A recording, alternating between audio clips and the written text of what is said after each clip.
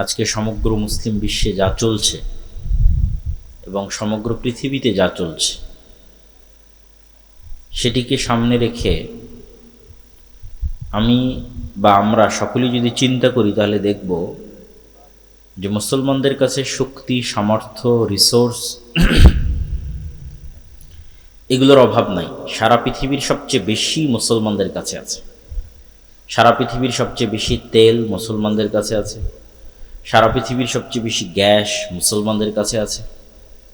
যদি কোনোদিন তেল এবং গ্যাস শেষ হয়ে যায়, যে সৌর বিদ্যুৎ বা সোলার প্যানেল এগুলোর শক্তি তথা সূর্যের শক্তি পৃথিবীর মানুষ কাজে লাগাতে চায়, তো সবচেয়ে বেশি মরুভূমি, সবচেয়ে বেশি রোদ মুসলমানদের কাছে আছে।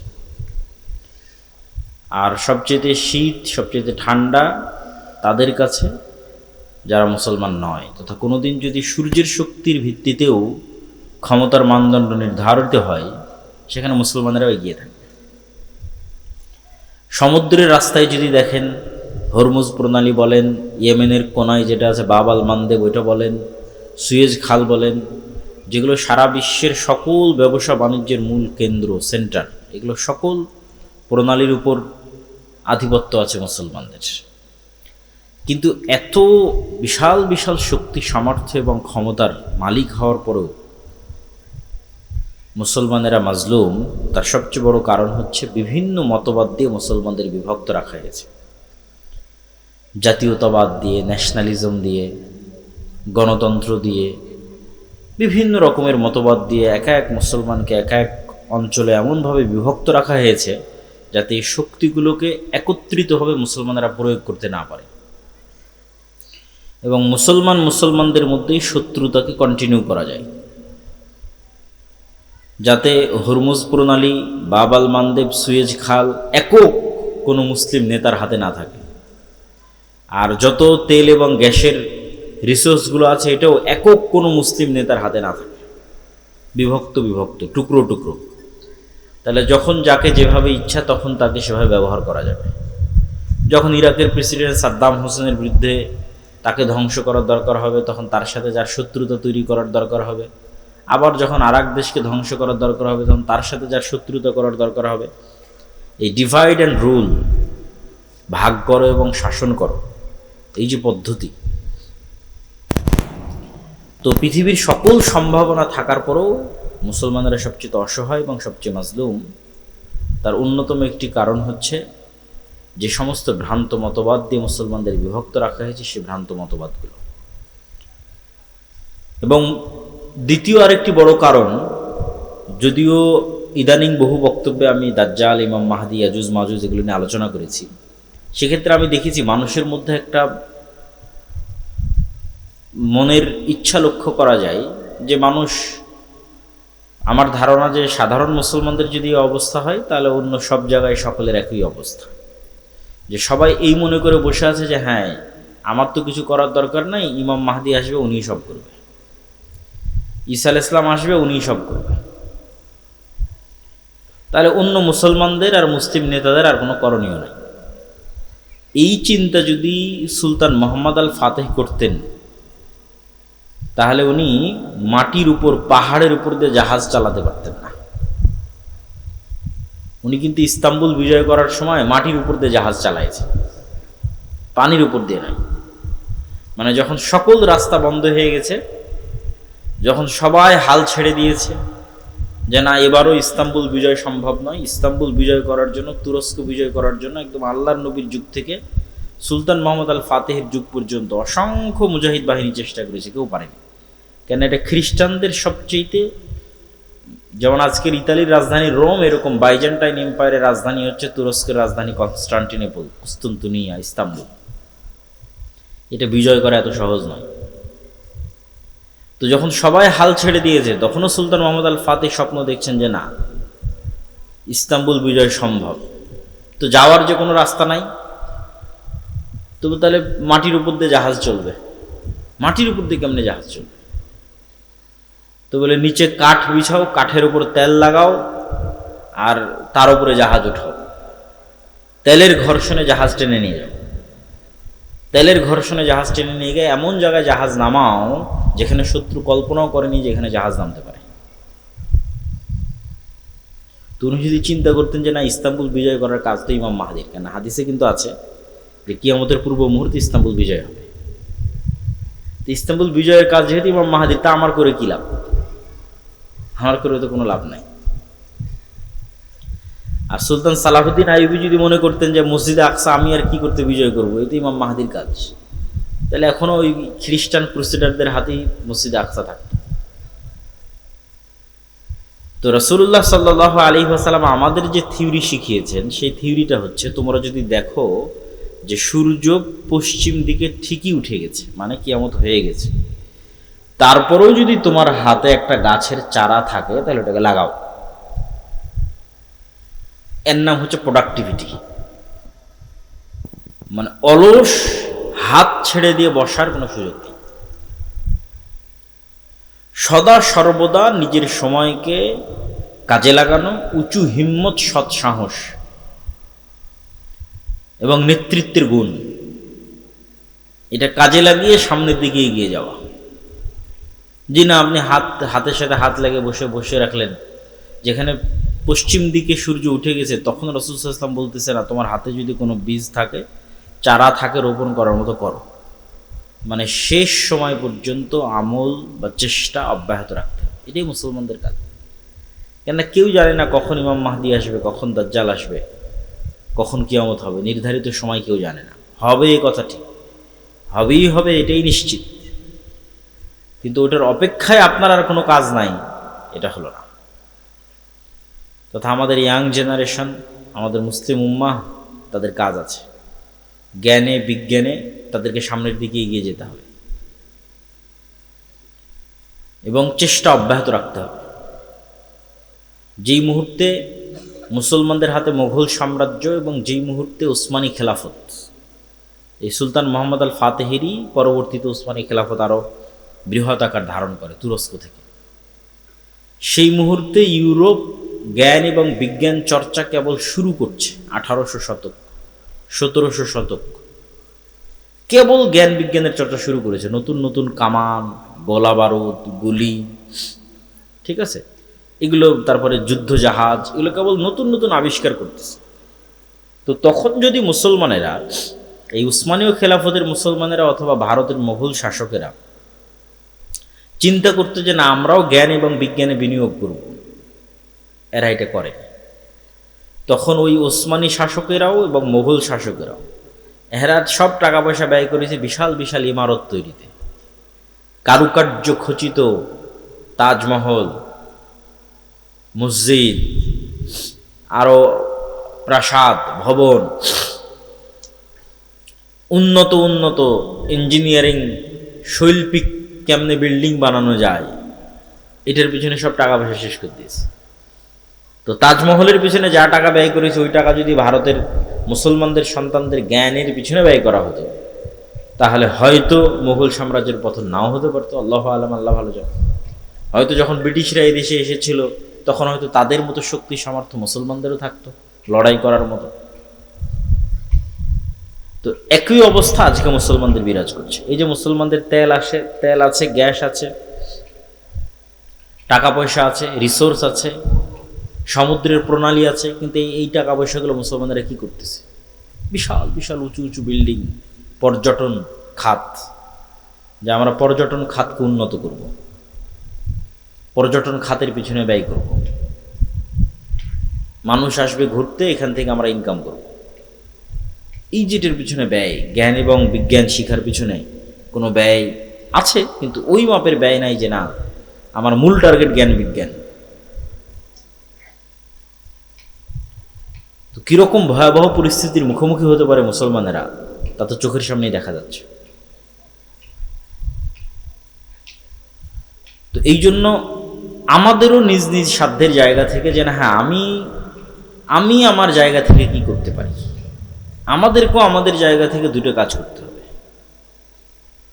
সৎ নেতৃত্ব কিভাবে তৈরি হবে তার প্র্যাকটিস, জ্ঞান এবং বিজ্ঞানে কিভাবে আমরা সামনের দিকে এগিয়ে যাব তার চেষ্টা। আমাদের বিশ্ববিদ্যালয়গুলোর অবস্থা আরও শোচনীয়। আরব বলেন, পারস্য বলেন, তারা তারা মোটামুটি তাও কিছু আছে, আমাদের দেশে তাও নাই। এখানে অতটুকুও নাই, এখানে শুধু চেতনা বিক্রি হয়, সভাপতি আর সহসভাপতি পদ বিক্রি হয়, আর দলীয় এবং ছাত্র রাজনীতি এবং অস্ত্র মারামারি গণ্ডগোল এটাই শেখানো হয়। এবং সেখান থেকে বের হয় চাঁদাবাজ, সেখান থেকে বের হয় সন্ত্রাস, সেখান থেকে বের হয় দুর্নীতিবাজ। দেশের জন্য কিছু করবে এরকম প্রজন্ম তৈরি হয় না। ফলত 52 বছরও এই দেশে বলার মতো কিছু নাই, যে এই দেশের কিছু হয়েছে, কিছু আছে, এরকম নাই। না ডিফেন্স সিস্টেম, না সামরিক খাত, না অন্য আর কোনো জ্ঞান গবেষণা। কোথাও কোথাও বাংলাদেশ বলতে পারবে না যে না এই জায়গায় আমি নিজের পায়ে দাঁড়িয়ে আছি। তো এই যে আমাদের ভয়াবহ অবস্থা, এটার থেকে বের হওয়ার জন্য পড়াশোনা, জ্ঞান বিজ্ঞান এবং নেতৃত্বের গুণাবলীর বিকাশ। নেতৃত্বের গুণাবলীর বিকাশ কিভাবে হবে? আগের বহু বক্তব্যে তুলে ধরা আছে যে সত্যবাদিতা এবং ন্যায়পরায়ণতাই হচ্ছে নেতৃত্ব বিকাশের একমাত্র রাস্তা। যে কোনো মানুষ চিন্তা করবে যে আমি শতভাগ সত্য বলবো এবং শতভাগ ন্যায় প্রতিষ্ঠা করব, সেই নেতা। প্রথমে কোথায় করতে হবে? প্রথমে পরিবারে, তারপরে কোথায় করতে হবে? আশেপাশে। পরিবারে আমি আমার স্ত্রীকে হক দেই না, মানে আমি নেতা নই, আমার মধ্যে নেতৃত্বের যোগ্যতা নাই, আমাকে দিয়ে আল্লাহ সুবহানাহু ওয়া তাআলা নেতৃত্বের খেদমত নেবেন না। বাবা মায়ের কথা শুনি না, বাবা মায়ের হক আদায় করি না, মানে আমি নেতা নই। নিজের বোনকে পিতার সম্পত্তিতে ন্যায়ের সাথে ভাগ দেইনি, তার মানে আমি নিজেই জালেম, আমি ন্যায় প্রতিষ্ঠাকারী নই। তাহলে নেতা তৈরি হয় এই দুইটা জিনিসের উপর ভিত্তি করে, সত্য বলা এবং ন্যায় প্রতিষ্ঠা করা। তা আমরা মসজিদ মাদ্রাসায় সালাত, সিয়াম, হজ, যাকাত, দোয়া, দরুদ সবই শিখিয়েছি, কিন্তু দেখবেন ওখান থেকে বের হয়ে ওই আলেম, ওই মাওলানা, মাদ্রাসা শিক্ষক, ইসলামী দলের নেতা কর্মী কারোর মধ্যেই এই দুটো গুণের নাই, সত্যবাদিতা নাই, ন্যায় নিষ্ঠা নাই। সালাত, সিয়াম, হজ, যাকাত আছে, ফলত সেও আর নেতা হতে পারতেছে না। কিন্তু নেতা হতে হলে তাকে এই দুটো গুণ লাগবে। আমরাও নেতা হতে পারতেছি না এই দুটো গুণের অভাবে। শতভাগ সত্যবাদিতা না থাকা এবং শতভাগ ন্যায়পরায়ণতা না থাকা, এটি দিয়েই নেতা তৈরি হবে। এটার প্র্যাকটিস এবং কালচার আমাদের মধ্যে নিয়ে আসতে হবে। আল আমরু বিল মারুফ ওয়ান নাহি আনিল মুনকার, সৎ কাজের আদেশ দিতে হবে, অসৎ কাজে বাধা দিতে হবে। অসৎ কাজ মানে শুধু গান বাজনা হলে এটা অসৎ কাজ, অসৎ কাজ মানে মেয়ে মানুষ বেপরদায় ঘুরলে এটা অসৎ কাজ, শুধু এগুলো অসৎ কাজ নয়। অসৎ কাজ মানে আর একজনের পুকুরে মাছ ছাড়বে, তো আর এক নেতা এসে বলতেছে তাকে চাঁদা না দিলে মাছ ছাড়তে দিবে না, এটাও অসৎ কাজ। এটাও যেদিন মসজিদ এবং মাদ্রাসা থেকে বাধা দিতে পারবে ন্যায়ের সাথে, ওই দিন ওখান থেকেই নেতা তৈরি হবে। অন্যায়ের প্রতিবাদ করতে গিয়ে নেতা তৈরি হয়, এবং সেখান থেকে নেতা তৈরি হলো কোন নেতাকে আল্লাহ কবুল করবে, আল্লাহ সুবহানাহু ওয়া তাআলা ভালো জানে। যে কোনো একজন নেতাকে আল্লাহ কবুল করতে পারে, কিন্তু এই কালচার তো নাই যে আল আমরু বিল মারুফ ওয়ান নাহি আনিল মুনকার, এটার কালচারটাই তো নেই। এই কালচারটা তৈরি করতে হবে যে না, আমি অসৎ কাজে বাধা দেব। অসৎ কাজ মানে সকল অসৎ কাজ, মানুষের সাথে যে অসৎ কাজ অন্যায় হচ্ছে ওটা তো বাধা দেব। এই বাধা দিতে গিয়ে আপনি নেতা হয়ে যাবেন, আর বাধা না দিয়ে চুপচাপ থাকবেন, কোনোদিন নেতা হতে পারবেন না, নেতা হওয়া সম্ভব না।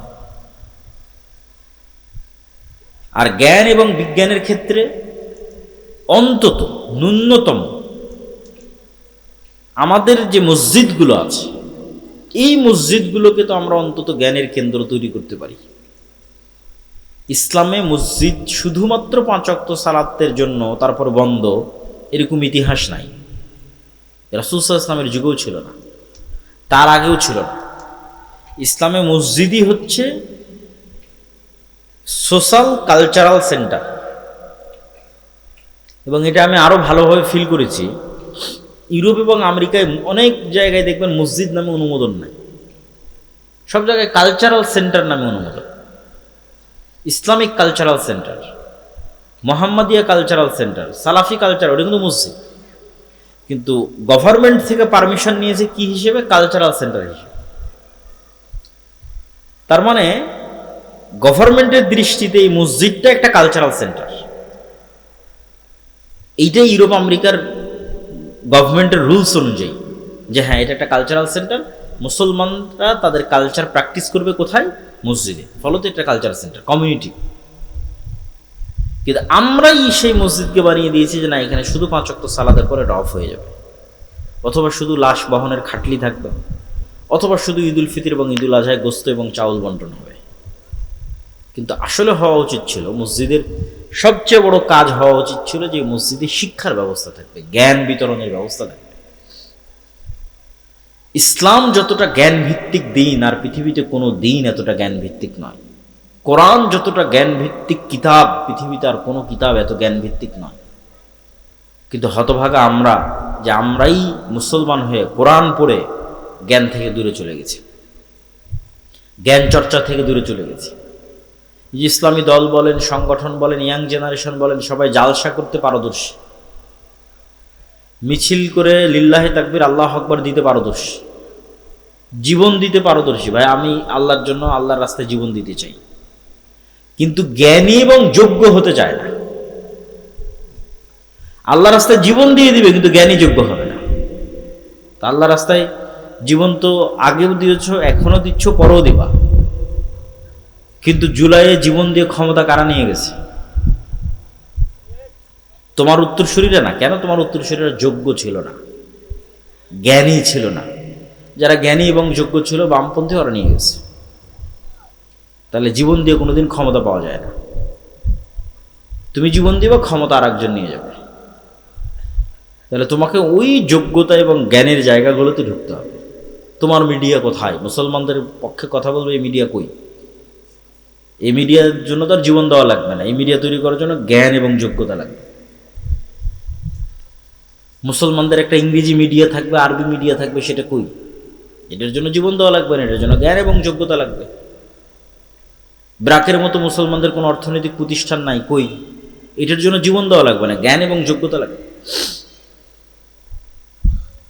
এবং আজকেও যে ফাইটটা হচ্ছে পৃথিবীতে, দেখা যাচ্ছে যে একটা সময় মনে করা হতো যে যার হয়তো শুধু পারমাণবিক অস্ত্র আছে সেই যুদ্ধে জিতবে, এবং এটাই যুদ্ধের একমাত্র লাস্ট রেজাল্ট, এবং যার দেখা যাচ্ছে বিশাল বিশাল বিমান আছে সেই জিতবে। কিন্তু নিকট অতীতে পাকিস্তান এবং ভারতের যুদ্ধে, তারপরে পাকিস্তান, আফগানিস্তান, এখন ইরান এবং ইসরায়েল, এই যুদ্ধগুলোতে যে দেখা যাচ্ছে যে না, ন্যূনতম ড্রোন বানানোর জ্ঞান থাকলেই একটা যুদ্ধকে কন্ট্রোল করে ফেলা যায়। রাশিয়া এবং ইউক্রেন যুদ্ধ চলছেই ড্রোনের উপর দিয়ে। যে যত ভালো ড্রোন বানাতে পারে, যে যত ভালো ড্রোন উড়াতে পারে, এই একটা $50,000 একটা ড্রোন ধ্বংস করতে আপনার কয়েক বিলিয়ন ডলারের মিসাইল নিক্ষেপ করতে হচ্ছে, যে আকাশে আমি এই ড্রোনটাকে ধ্বংস করব। এই $50,000 একটা ছোট্ট ড্রোন গিয়ে আপনার কোনো তেল শোধনাগার, কোনো বড় কোনো কোম্পানি কোথাও গিয়ে পড়ে যাচ্ছে, আগুন লেগে যাচ্ছে, মানুষ ভয় পেয়ে যাচ্ছে। তো দেখা যাচ্ছে যুদ্ধের চিত্রই পাল্টে যাচ্ছে ইউক্রেন এবং রাশিয়ার যুদ্ধ থেকে না আজ পর্যন্ত, ড্রোনই সব কিছু। তো জ্ঞান এবং বিজ্ঞানের সাথে যতক্ষণ মুসলমানেরা কানেক্টেড না হচ্ছে, মসজিদকে যতক্ষণ জ্ঞানের মার্কাজ না বানাচ্ছে, এবং জ্ঞান চর্চার যতক্ষণ চেষ্টা না করতেছে, শেখুল ইসলাম ইবনে তাইমিয়া রাহিমাহুল্লাহ বলেছেন, প্রত্যেক মুসলমানের জন্য কোরআন নিজে বুঝতে পারবে এরকম এতটুকু জ্ঞান অর্জন করা ফরজ। আমরা মোটামুটি আছি যে হ্যাঁ কোরআন পড়তে পারি, এরকম আছে অনেকেই। কোরআন পড়তে পারে না এরকমও তো অসংখ্য হাজার হাজার।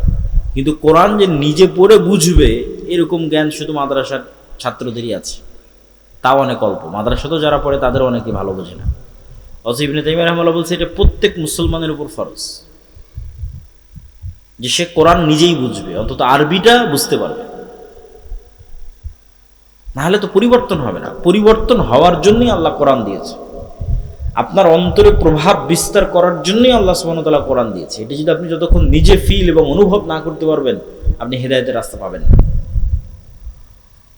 শেষ জামানায় ইমাম মাহদিদের সময়ে, ঈসা আলাইহিস সালামের সময়ে যারা জেরুজালেম বিজয় করবে, ইস্তাম্বুল বিজয় করবে, রোম বিজয় করবে, ভারত বিজয় করবে, এরকম দেশগুলো যারা বিজয় করবে, তারা ওই মানের ইমান কোথায় থেকে সংগ্রহ করবে? নবী তো নাই, মুহাম্মদ সাল্লাল্লাহু আলাইহি ওয়াসাল্লাম তো নাই, সাহাবীরা তো নাই, কিন্তু ওদের ইমান সাহাবীদের মতোই, সাহাবীদের কাছাকাছি।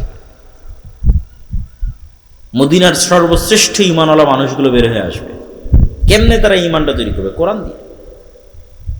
কোরআনের সংস্পর্শে তাদের ইমানের লেভেল ওই জায়গায় পৌঁছে যাবে। এই জন্য আমাদের মসজিদগুলোতে মক্তব চালু করা, জ্ঞান শিক্ষার ব্যবস্থা করা, জ্ঞান উপার্জনের ব্যবস্থা করা, জ্ঞানের পিছনে সময় দেওয়া, এগুলো অতীব জরুরি এবং অতীব প্রয়োজনীয়।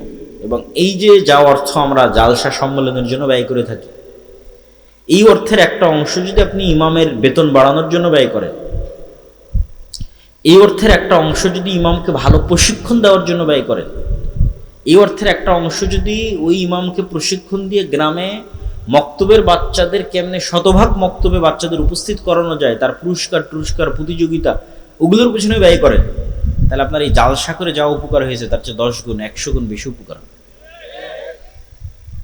শুধু এই ছোট্ট ছোট্ট পদক্ষেপগুলো, যে না আমার মসজিদের ইমাম হবে খুবই যোগ্যতা সম্পন্ন, ফলত একটা ভালো বেতন দিতে হবে, এই ইমাম সাহেবকে আমি আরও অনেক ট্রেনিং করাতে চাই, ইমাম সাহেবকে আমি মসজিদে মক্তব চালাতে চাই, গ্রামের সব বাচ্চা যেন এই মক্তবে আসে, তার জন্য বিভিন্ন রকমের পুরস্কার, চকলেট ইত্যাদি, সাইকেল ইত্যাদি বিতরণের ব্যবস্থা করতে চাই, যাতে পুরো গ্রামের একটা বাচ্চাও কোরআন এবং দ্বীনের জ্ঞান থেকে দূরে না থাকে। এটা সবচেয়ে স্থায়ী, পার্মানেন্ট এবং দীর্ঘমেয়াদী। কেন এরাই এই মক্তবে যারা পড়তেছে, এরাই তো বিভিন্ন স্কুল কলেজে এই দেশের ডিসি, ওসি, এসপি, মন্ত্রী, মিনিস্টার এই জায়গাগুলোতে যাবে। তো ছোটতে যদি আপনি তাদের শিখিয়ে দিতে পারেন নবীদের জীবনী, সাহাবীদের জীবনী, ঈমান, আকীদা, আদর্শ, সত্যবাদিতা, ন্যায়পরায়ণতা, তার কিছু না কিছু প্রভাব থাকবে। এই জন্য আমাদের যে নিজস্ব মক্তবের সিলেবাস আছে, এটা ওইভাবেই তৈরি করা, তালিমউদ্দিন বা আদর্শ শিক্ষা, যেটার উপর আপনারা মক্তব অলিম্পিয়াড দেখলেন এনটিভির পর্দায়, ছোট ছোট বাচ্চাদের নবীদের জীবনী থেকে শুরু করে আদব কায়দা থেকে শুরু করে সব কিছু, এই সিলেবাসের উপর ট্রেনিং দিয়ে আপনাদের আশেপাশের সকল মসজিদে মক্তব চালু করা দরকার। আর এই ট্রেনিংয়ের জন্য যাতায়াত খরচও ফ্রি, এই ট্রেনিংয়ের জন্য থাকা খাওয়াও ফ্রি, এই ট্রেনিংয়ের জন্য সিলেবাসও ফ্রি, মানে বাচ্চারা যে সিলেবাসটা নেবে, বইটা নেবে, এটাও ফ্রি। তো এত কিছু বিনামূল্যে দেওয়ার পরেও যদি এই কাজে আপনারা আগ্রহী না হন, তাহলে এর জবাবদিহিতা তো আল্লাহ সুবহানাহু ওয়া তাআলার দরবারে আপনাদেরকে দিতে হবে। প্রিয় উপস্থিতি, ইয়াং জেনারেশনের উদ্দেশ্যে এবং উপস্থিত সকলের উদ্দেশ্যে, মুসলমানদের এই যে পরিবেশ এবং পরিস্থিতি, এই পরিবেশ এবং পরিস্থিতি সামনে আরো ভয়াবহ হবে। ফিতনা থামার লক্ষণ খুব কম, এবং আমাদেরকে অনেক বড় বিপদ এর মুখোমুখি হতে পারে। দুর্ভিক্ষ যদি দেখা দেয় বাংলাদেশে, আশ্চর্যের কিছু নাই। এরকম পরিস্থিতি যদি আর 2-3 মাস চলে, তেল এবং গ্যাসের সংকট, আর এই সংকট শুধু বাংলাদেশে তা নয়, এই ইন্দোনেশিয়া, মালয়েশিয়া, ফিলিপাইন, থাইল্যান্ড, একই সিনারি, ভারত, পাকিস্তান, এমনকি ইউরোপ, এমনকি আমেরিকা, সব জায়গায় সেম সিনারি। ফলত এটা বিশ্বের অর্থনীতিতে যে প্রভাব আসবে, এই প্রভাব আমাদের দেশে যখন পড়বে, তখন এখানে দুর্ভিক্ষ দেখা দিতে পারে। আপনার তেলের দাম বাড়ার সাথে সাথে সারের দাম বাড়বে, আপনার চাষের খরচ বেড়ে যাবে।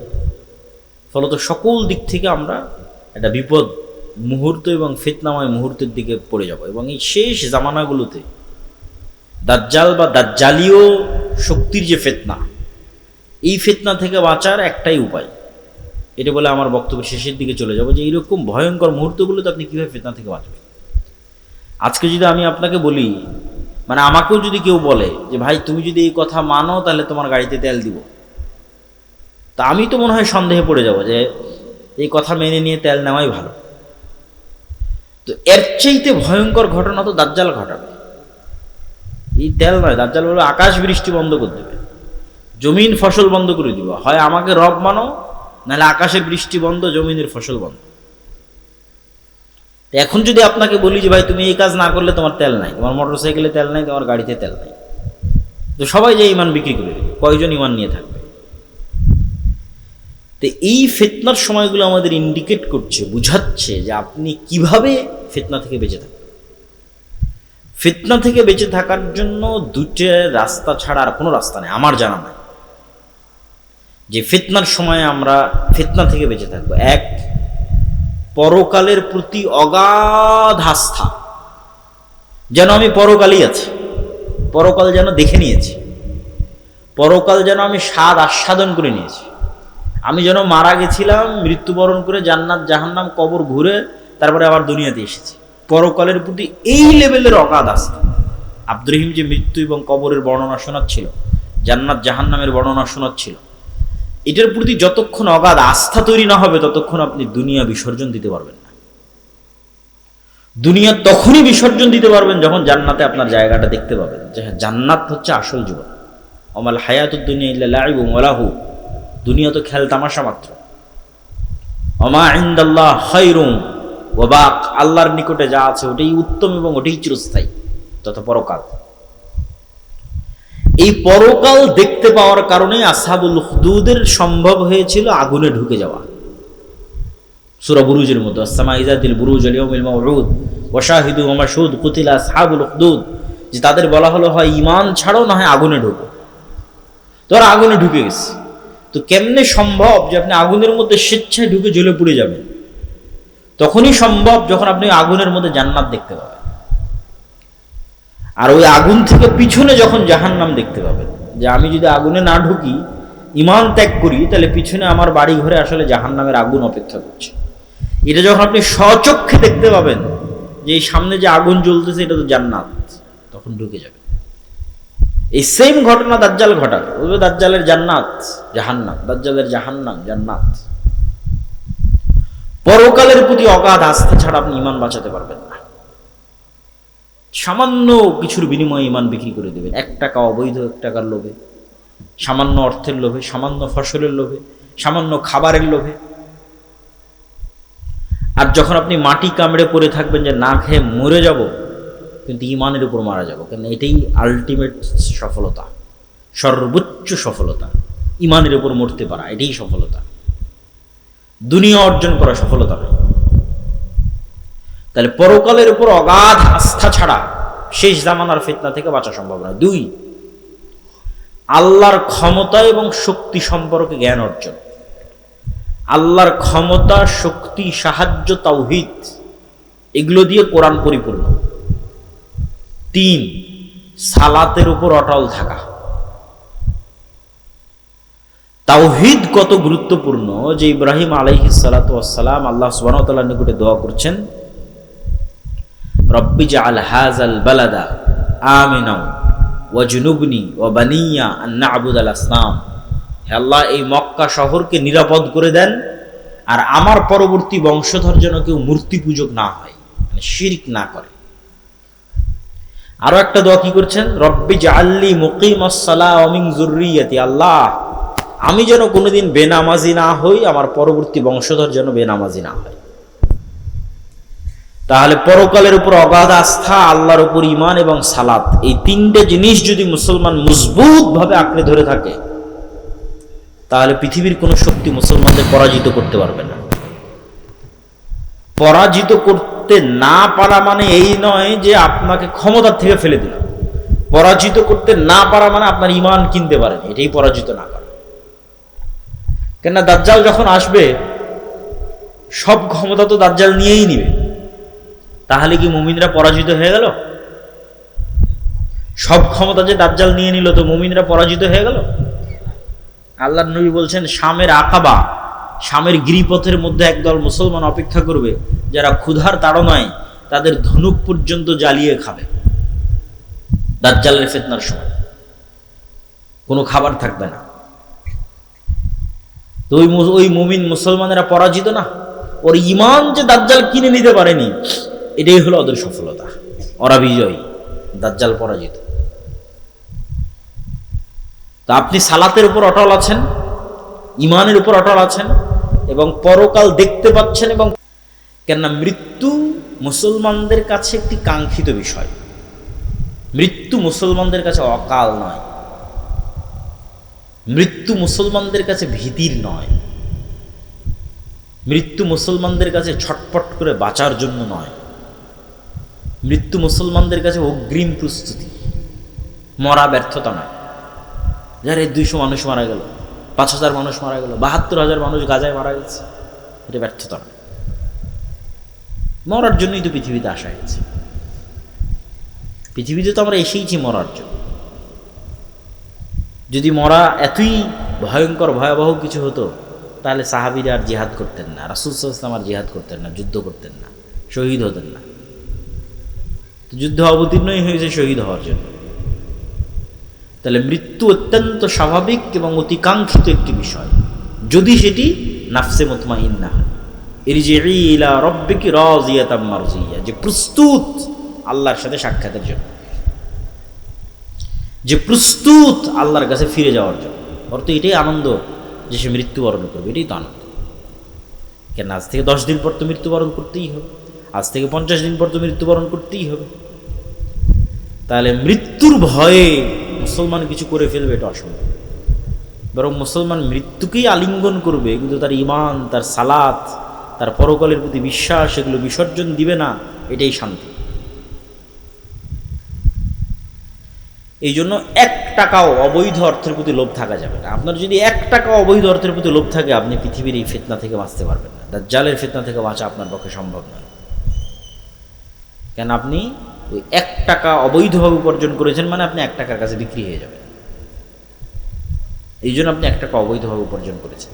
তাহলে ওই 1 টাকা আপনাকে দাজ্জাল দিলে আপনি ওটাও নেবেন, যে ঠিক আছে তোমারটাই নেই, কেন আমার 1 টাকার দরকার। আর যদি আপনি শতভাগ হালালের উপর টিকে থাকতে পারেন, তাহলে বোঝা যাবে যে হ্যাঁ, ঈমান নিয়ে ফাইট করার মতো ঈমান, এই পৃথিবীতে ঈমান নিয়ে ফাইট করার মতো ঈমান আপনার আছে, যে আপনি শতভাগ হালালের উপর টিকে আছে এবং হারামের ফাঁদে পা দেননি। তা আমি আমার বক্তব্য দীর্ঘায়িত করতে চাচ্ছি না। এই সংক্ষিপ্ত আপনাদের জন্য উপদেশ এবং নাসিহার সারমর্ম কি? এই সংক্ষিপ্ত উপদেশ এবং নাসিহার সারমর্ম হচ্ছে, মুসলমানদের জ্ঞান এবং বিজ্ঞানে সামনের দিকে এগিয়ে যেতে হবে, মসজিদগুলোকে জ্ঞানের মারকাজ বানাতে হবে এবং মসজিদ ভিত্তিক দিন চর্চার চেষ্টা করতে হবে, নেতৃত্বের কালচার তৈরি করতে হবে, আমর বিল মারুফ ওয়ান নাহি আনিল মুনকার, সৎ কাজের আদেশ, অসৎ কাজে বাধা দিতে হবে। অসৎ কাজ মানে সকল ধরনের অসৎ কাজ, নেতা মানে ন্যায়পরায়ণ সত্যবাদী, এটা হওয়ার কালচার তৈরি করতে হবে। আর শেষ জামানার ফিতনা থেকে বাঁচার জন্য ঈমান, সালাত এবং পরকালের প্রতি অগাধ আস্থা, এই বিশ্বাসগুলো নিয়ে আমাদের পৃথিবী থেকে বিদায় নেওয়ার চেষ্টা করতে হবে। আল্লাহ সুবহানাহু ওয়া তাআলা আমাদের তৌফিক দান করুক, আল্লাহুম্মা আমিন। আপনাদের যদি কোনো প্রশ্ন থাকে, আমি সেই প্রশ্নগুলোর উত্তর দেওয়ার চেষ্টা করব ইনশাআল্লাহ। রাত এই জন্য গভীর করলাম না যে ফজরের সালাতে সবাইকে উঠার চেষ্টা করতে হবে, বলেন ইনশাআল্লাহ। ঈসা আলাইহিস সালাতু ওয়াস সালাম ফজরের সালাতে অবতীর্ণ হবে, তো যে ফজরের সালাতে থাকবে না, ওর সম্ভব নয় ঈসা আলাইহিস সালামের সাথে সঙ্গী হওয়ার। আল্লাহ কবুল করুক আমাদের, আল্লাহুম্মা আমিন। কোনো প্রশ্ন থাকলে আপনারা করতে পারেন, যদি লিখিত অথবা মৌখিক।